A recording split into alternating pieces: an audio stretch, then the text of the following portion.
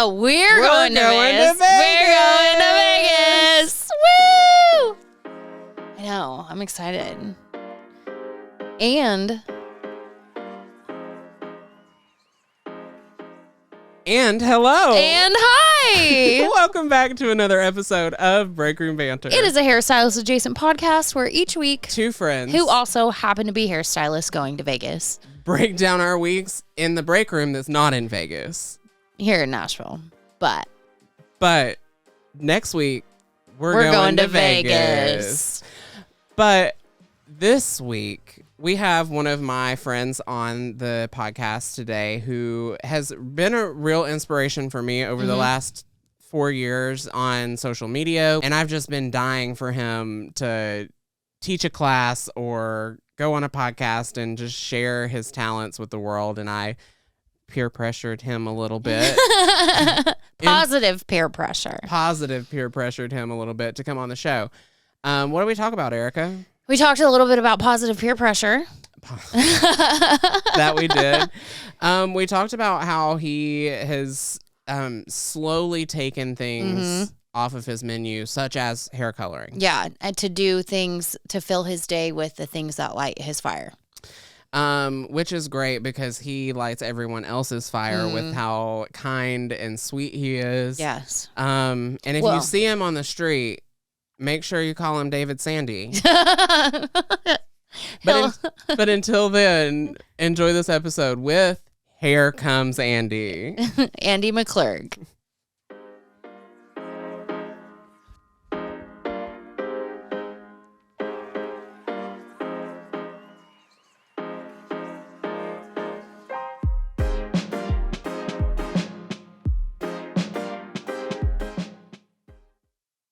So my first two questions stem from knowing you from that long, but only on social media. And what I hate about that is that we don't get the full story. Right. So a little bit of backstory. If you don't follow Andy, he had, and you'll have to like fill in the blanks here for me, but a neighbor who had moved in and was screaming some homophobic slurs to you and your husband. Yeah, so he wasn't screaming them necessarily, but his window faces our back yard.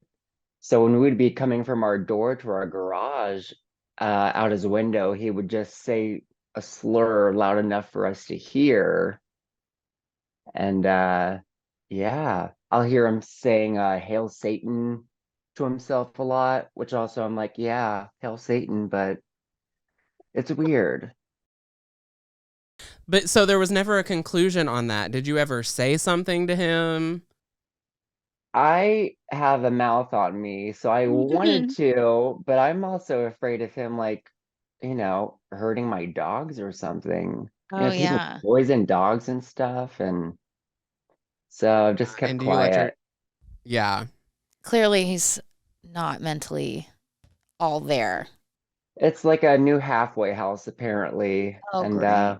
we don't even think it's like legitimate or not. I don't know, like certified or. Oh my God. So this is like legitimately like could be someone dangerous. Yeah. Yeah. So, yeah, keep your mouth shut on that one, maybe. It's crazy, but like, so am I, You've lost too much weight though. You might just blow away if he does anything. That's Okay. Second question from social media that I'm dying to know. How many blow molds did you buy this year? What is the total? For Halloween and Christmas.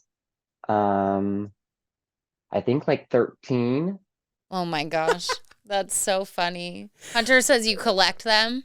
I do. That's so cool. Well, I told her I was trying to give her a little bit of backstory that you post every time you buy one, or like he'll post like a screenshot of a text from him and his husband, and he's like, I did a bad thing. He puts up a lot with me for sure. That's funny. They're just so nostalgic to me and also kind of creepy, and Right. that's my thing. So So how did you get into doing hair, Andy? It was actually a pretty impulsive decision. Yeah. I had worked at a law firm for about 7 years, basically working as a paralegal. And around that time, I was kind of getting into drag makeup and special effects makeup. And one day I just decided I would go to hair school and just learn about it all. And originally after hair school, I wanted to go to cinema makeup school, but I just ended up loving doing hair, so I was stuck with that. I love that. Oh, we have a Oh, kitty. hi, kitty. I did not know you were I in didn't here. either. Do you want me to get her out of here? She's all right. Okay. She might Come just go. Yeah, okay. on. Sorry. So the reason that we have Andy on today, which is ironic because we actually talked about in our episode that's airing, I guess, the week previous. Mhm. We've filmed a lot of episodes recently. So the episode that came out last week, if you're listening to this episode, we had talked about niching down a little bit, but today the whole episode is based on niching down. So are you currently only offering haircutting in the salon, or is that something you're doing in 2024? I've officially taken color services off of my online website. I'm still doing color though for like existing clientele. Yeah, So is that something you're going to stop in the new year? yeah. Or no. I'm still gonna do color for my people still. I've said I wouldn't mind doing some color services for future new clients, by request, just depending on if it's something I was willing to do or not. How did you decide you didn't want to do that anymore? Like, was that you just enjoy cutting more, or? Well, it's not that I don't like color, but I just don't have the passion for it. With cutting, I can visualize something that's fun to me, but like I can't look at color and go, oh, I need to put a low light here or like a highlight here. I just don't see it that way. And I feel like everything is always the same from with my colors. Like it's good, but it's just repetitive. I was going to say you are also a phenomenal colorist. So that was my question, was what made you decide, like, I'm just all done with this? I'd been thinking about it for about 3 years now, and I was finally just like, there's no right time to do it. You just have to do it, and Yeah. I'm glad I did. Well, I like that. Then you're doing what really lights your fire all day long instead of something that doesn't. Mm-hmm. Oh. So your day to day, how of a percentage wise, how much of a percentage would you say is haircuts, and how much would you say is color? Hmm. I guess it just depends on the day and week. I Before I even stopped doing color and decided to do that, I mainly did haircuts anyway. I would say, I don't know, 80% haircuts. And do you book differently when you are heavier on haircuts than if you have a color? Because typically in a color service, you have like the hurry up and wait times. So like you have your application time, you have a process time where you might be able to either take another guest, or you could be eating lunch or taking a bathroom break or whatever. So do you book breaks in your day when you have all haircuts in a day? I too. Sometimes I'm not able to, and it's just back to back to back, and it kills me. But yeah, it just depends on the day, really. Do you work with somebody? Do you have an associate or an assistant that helps you? I do not, no. No. No. Just slaying it away by Right. himself. I love that. I'm working myself to the bone. Which is something that which is what you is something you're trying to stay away from in the new year, right? Is you're setting a little more boundaries behind the chair. I'd like to. I'm too nice. And you So know, yes, I will come in on my day off. I do that all the time. I'm so busy right now, to get people in out of the fear of like losing them as a client. I'll come in early, I'll stay later, Mm-hmm. sometimes coming in on my days off. It's not healthy. At least he knows it, Right. That's good. So something that I've been like exploring the idea of, because I'm kind of that person. I will come in Mm. on my day off, or I'll come in early or stay late. Um, is an exclusive pricing structure. So if if you want an appointment outside of my regular working hours, I'm still going to do it because that's the person that I am. But this is my time off. So this is the pricing for these hours. Like, and it would be double or a time and a half, however you feel rightfully compensated. But Mm-hmm. it's just like getting overtime at any other job. It's like VIP hours. If you want this, Yeah. you got to pay a little more. It's a good idea. So that could be a good idea for you too, since you're always the yes man. See, I love that idea, but also I'm so nice that I probably That I wouldn't was going to say he implement won't. it. Yeah. I'd be When like, was the last time you raised your prices? uh, we raise them once a year. Okay.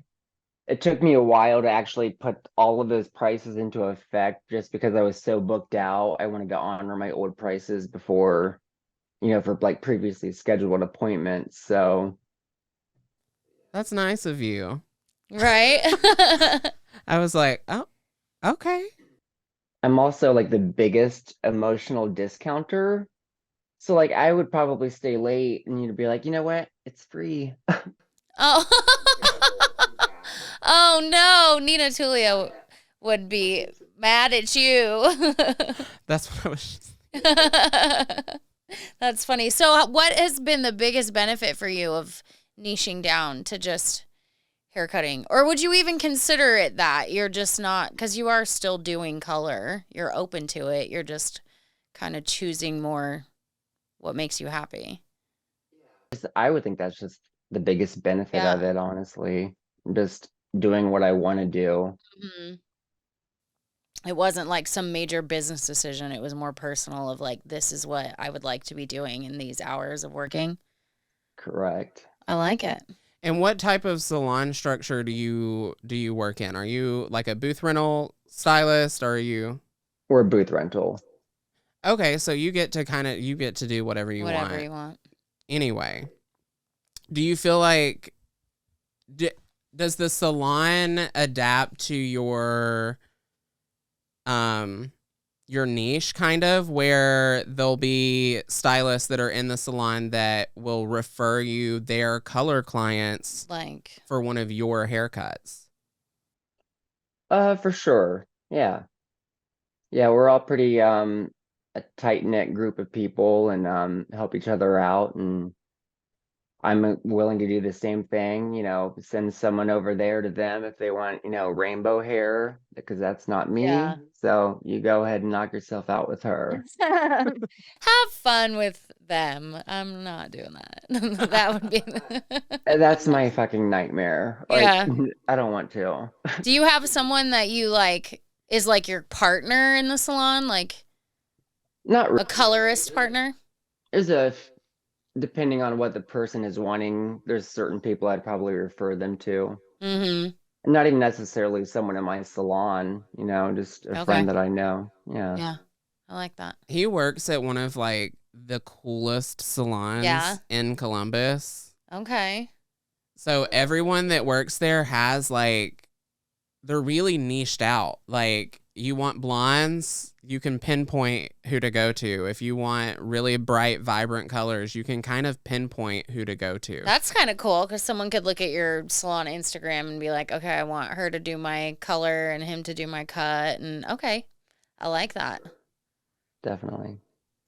So this year, you're stepping out of your comfort zone quite a bit. You said like you don't like to talk to people. You're afraid or you have a lot of anxiety whenever it comes to public speaking. What made you decide that, you know what, I'm going to do this? It scares me, but I'm ready to kind of break the ice on that and share your talents with the world because you're so incredibly talented. Yeah. Well, thank you. I don't always feel that way. I have imposter syndrome. I think we all do a little bit, but I don't know. Peer pressure. Peer That's what got pressure. me. That's what got me here today. I love it. See, peer pressure can be a good thing, right? Right. My husband, he's a big supporter, and he encourages me to do this, and yeah. I think, well, and like I said, I've followed him for so long. Yeah. I've never seen such an established stylist that is already so good at something post so many photos of them practicing. So not only is he already superior at this craft that he has. Sorry, I'm talking about you and you're in the same room. But like, it's like every fourth picture you'll see a mannequin. Well, that stood out to me when I scoped your page too, that you had that post too about like you're never too good to bust out a mannequin. And I was like, that's a great reminder for all of us, you know. And your talents need to be shared. That's all I had to say. Thank you. I feel like most stylists never bust out a mannequin. I mean, you never stop learning your craft. And I just want to be the best of the best at what I do. When you do that, do you take like online courses? Do you find like a inspiration photo and then figure it out on your own? Or what are you doing with that? I'll usually like find like, an inspiration photo that I've liked and was drawn to and just try to say, I wonder how they did that, and kind of just break it down and play with it. Yeah. That's fun. So as a colorist, what is it that, because I'm like, when I look at a photo, I'm looking at the lights and the shadows, and this is where the low light goes. Yeah. This is where the highlights go. How are you looking at a photo to break that down? I mean, just looking at the shapes of everything. I mean, once you get the basics of hair cutting down like that, I mean, you can kind of tell just, you know? You learn the basics and then you know what angle you got to put where and this and that, and then you can play around with it. I like that. Oh, definitely there was definitely graduation there, and that's a round shape, so there was definitely round layers in there somewhere, and yeah. And then what pushed you to do your class, because you're doing your first class this year? I had an old coworker and friend reach out to me. She had opened up her own salon about a year ago, and asked if I would teach her team some tricks and stuff. So I agreed to that. I love that. Terrified. That's next Sunday. You're gonna do great. And once you do it once, it'll be easier for the next time too, right? I hope so, yeah. Because there better be a next time, but in Nashville.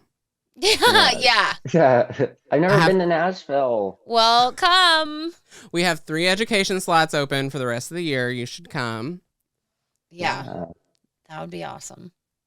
Hunter, make that happen. No, just kidding. I've been trying to make it happen for He's like, that's what's happening right now. Do you what's next for you on yours? Okay, here's one. So three of your favorite, like your must-haves behind the chair. Your 3 favorite tools.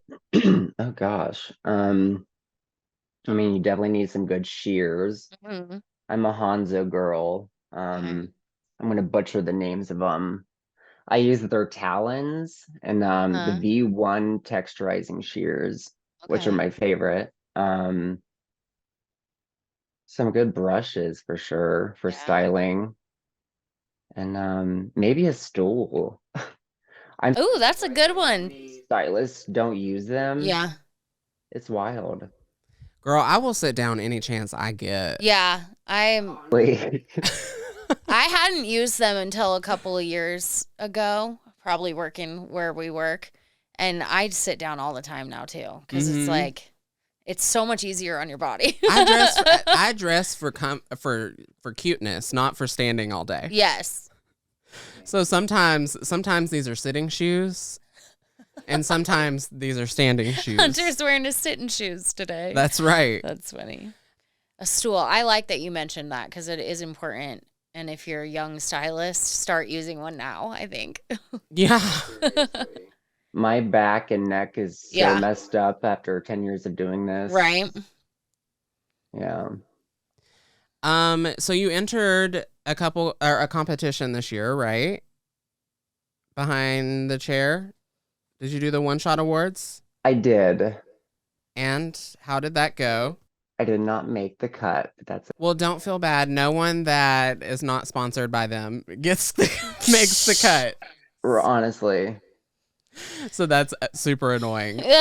I saw a video they had posted the other day about like tips on how to get on the list. I'm like, having like 20,000 followers. Is that one of your recommendations? That's one. Wow. That is, it feels like, oh, my foot. Let's not put that in the frame. It feels like it's the requirement to do anything is, you have to have 10,000 followers at a minimum or to even be considered. But there's so many talented people. I agree. I know. And it's always the same people every year, I feel, that win. Yeah. Their photos all look the same. They're professionally done. You're right. That's a lot of money, too, that not everyone has. And that is, yes. Also that part. It's a high barrier to entry there. I completely agree. So what has been one of your biggest fears of completely niching down to only offering haircutting? I think the biggest concern was taking a pay cut. But it really hasn't happened, honestly. And so now that I'm still going to be having my, clientele and still doing their color every now and then, that'll help out. And yeah. Did you probably didn't raise your prices, did you? When you decided to do that? God, I haven't, our color prices have gone up, but I just kind of charge by what I feel like is fair, Gotcha. Like I feel bad if like I'm doing a root retouch that's like, I don't know, I think it's $150 in our salon, but I'm doing it on like an old 87-year-old lady who has like two hairs. I'm like, I can't do that. Right. I could just blow her out, just look like one like no. You're like, I use 7 grams of color and developer together. I'm not charging you $150. $150. Oh, that's funny.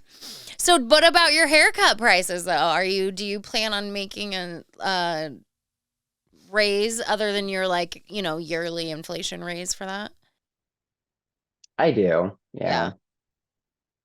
And I've been good about not discounting that lately now that I'm a hair cutting specialist. Right. Mm-hmm. Good for you. Good job. Yes. It's so hard. So what classes have you taken or are like on your class bucket list, I guess? Like what educators inspire you? Who do you look up to as far as cutting goes?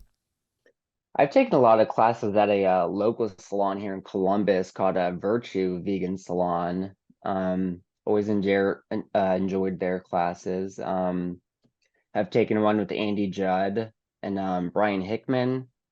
That's my way of cutting. I love his style. And I'd love to take a class with Jacob Kahn sometime. I love Jacob. Yeah.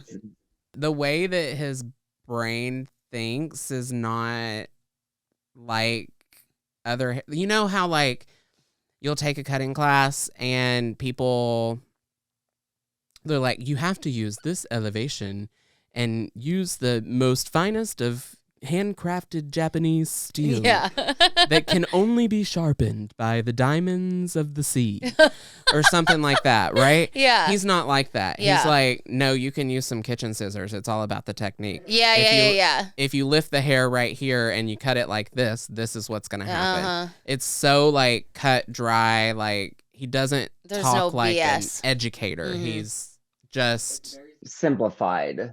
Yes. And I like that. It's just, and it's easy to understand, which is, I think, the biggest part about education. Yeah, it is. Because my brain gets jumbled. It takes me a few times to learn something. Well, when it's simple like that, that's good. So when you do teach your class, obviously it's all going to be cutting. Are you teaching like a specific haircut for this class, or like how has that been for you setting up a class like when you've never done it before and you're coming up with all the curriculum and everything? It's been tough. The owner had requested I do like a bob. I do a lot of those in the salon, and just a shaggy cut, so some type of shag style. Last weekend I was trying to just kind of like write down some like bullet points for a curriculum, but I just can't plan it out too much. I feel like I just have to kind of go in there, just, having some ideas in my head of points I want to make, but also just kind of wing it and do it. I like that. That's probably how I would do it too. Yeah. I feel like I can't be sitting there like reading from a card like, okay, now we're going to talk about elevation. Like, See, I work really well with that. I work really well with like bullet points, scripted out, even content. And Ericka is very much like that, where she does better if you can put like 4 words on a piece of, like, for instance, my card versus Erica's card has like 5 words on it. And she kills it because her brain makes sense of that, but mine does not. Yeah. I get so jumbled and confused and I'll start sweating and I can't. I'm like, I need a script and planned out from A to Z. Well, I think like for you, what you were saying, how you want to you have your main bullet points, the information. Your passion for the subject will come through in that class. You know how to explain it. You know it in and out. You don't need that script. Some people, their brain works better to have it, but you don't need it. And you're just going to go in there and like you're going to kill it. And then you're going to learn something. It's your first class. If you set your expectation in your brain that it has to go this way and this and this and this, it's just going to stress you out and give you things to think about. So, and it's definitely not going to go that way. So yeah, so you're going to kill it. You've got your bullet points and it's going to go great. I'm excited for you. Yeah. Oh, I said when you were telling me that you were going to teach the class, I was like, bitch, where? Tell me where. I want to go. Bitch, I said I will come. Yeah. That's what I said. I said I would be there. So I'm salty at that owner for not allowing me to go. It's a private class. You're not important enough. You're not VIP enough, Hunter. Sorry. Class was supposed to just be for this salon team too. Yeah. And like last week I was doing a friend's hair and she goes, oh yeah, I was talking to her and I'm going to be there too. I was like, oh, you are? And then I was talking to my model who also does hair. And she goes, oh yeah, so-and-so came into my salon and she's going to be there too. I'm like, what? Like, this isn't a free for all. Oh, packed house. Like 8 people, not like 20. Oh no. It'll be okay. Yeah. It'll be fine. It'll be fine. You got anything else? I don't have anything else. All right. So tell us, where do the people find you? At Here Comes Andy on Instagram. It's Only Instagram? Not Here Comes Sandy. I had a client who, for 2 appointments, kept calling me Sandy, and I couldn't correct her. And I thought she would forget, and now my name is Sandy. Oh, no. That is funny. Oh, my gosh. Also, one of my neighbors calls me David. David. And I answered that too. I just can't correct her.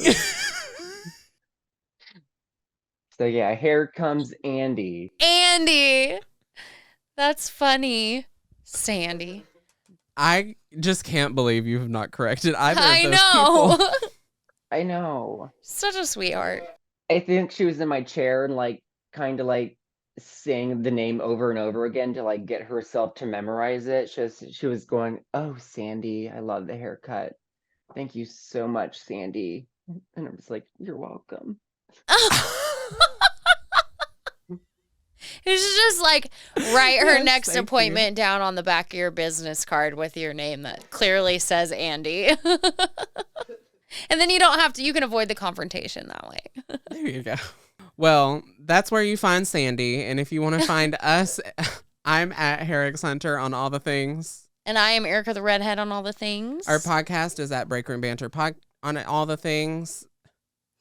Our podcast is at Breakroom Banter Pod on all the things. And if you want to find additional ways to support us, you can subscribe to our Patreon, which is www.patreon.com/Breakroom Banter Pod. And until next time, remember, You always have a seat at our table. Bye. Bye.